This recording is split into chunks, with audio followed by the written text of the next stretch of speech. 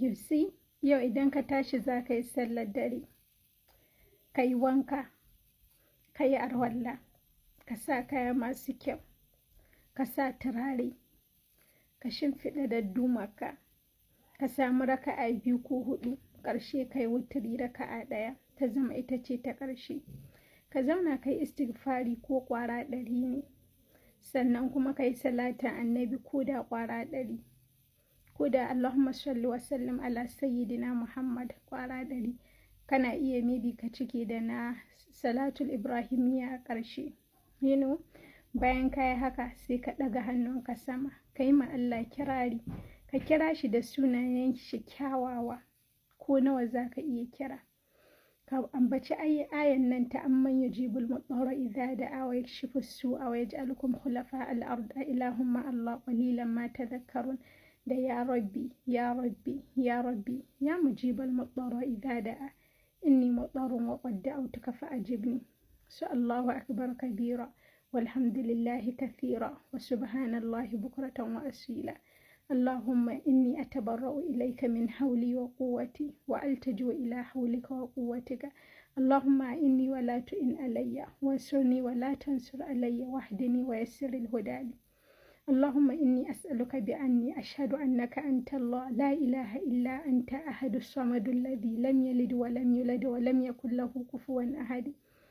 غاسنا برجك ya wadud ya zal arshin majid, cikin addu'o'inka ka dinga kiran ya hayyu ya qayyum ya azizu ya jabbaru ya arhamar rahimin ya badi'us samawati wal ard ya akramal akramin ya malikal mulk ya dhal jalali wal ikram.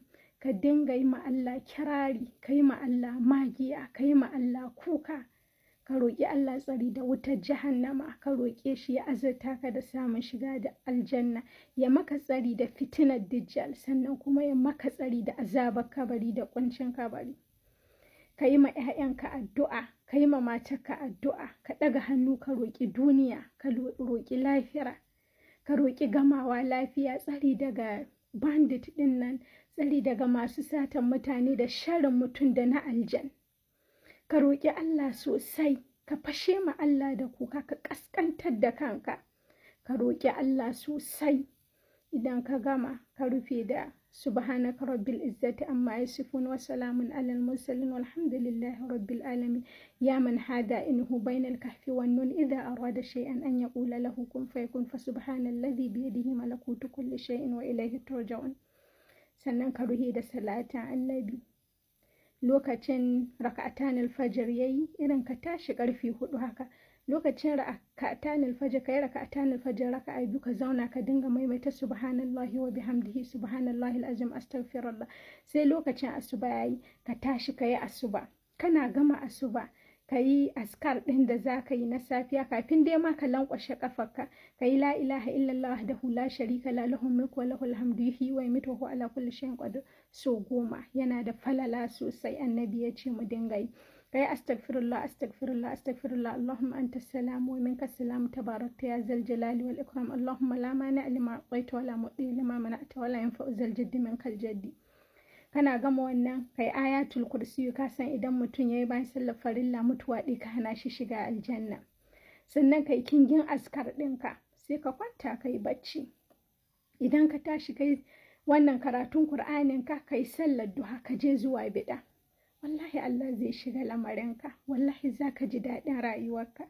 Idan ma baka iya kwanci lokacin, kana iya zama sai rana ta hito, sannan kai salatu shuruq, wadda annabi ya ce idan ka yi ta kamar kayi hajji da umra ne, cikakke so 3 annabi ya ce. You know, wallahi Allah zai shiga ramanka. Idan ma baka iya kuma ka kwantanka da safe ka tashi ka yi duha, irin karfe 8 yayi zuwa 11:30 kai salatu duha ko raka'a 2. Kar ku manta annabi yana ce mana kowane musulmi yana da hakkin yayi sadaka 360 ga yini. Amma da kayi salatu duha ya isan maka, Allah yana da hakkin kanka kai sadakan nan. Da kayi salatu duha raka'a 2 ya isan maka, so sai kai raka'a, gaɓoɓin mu na jikin mu 360 ne. Da kayi sallah duka sun lankwasa, ka isar da wannan sadaka. Sannan kuma idan kai raka'a 4 na duha, like I have a lot to say. Idan kai raka'a 4 na duha, Allah zai isan maka ga wannan yini, komai na yinin na Allah zai isar maka.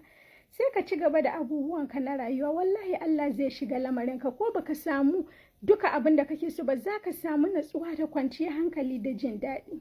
Ka gwada yau.